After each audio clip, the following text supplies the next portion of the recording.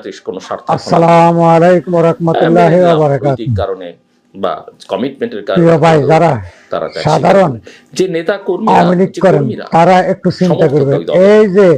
নানক মানকের কথা শুনি আপনাদের বিভ্রান্ত হইয়া রাস্তাঘাটে নামবেন, ওরা তো বাইরে ফালাতো, কিন্তু আপনাদেরকে যে বিপদে ফালাচ্ছে, আমি ছোটদের এই বিপদের থেকে পদত্যাগ করে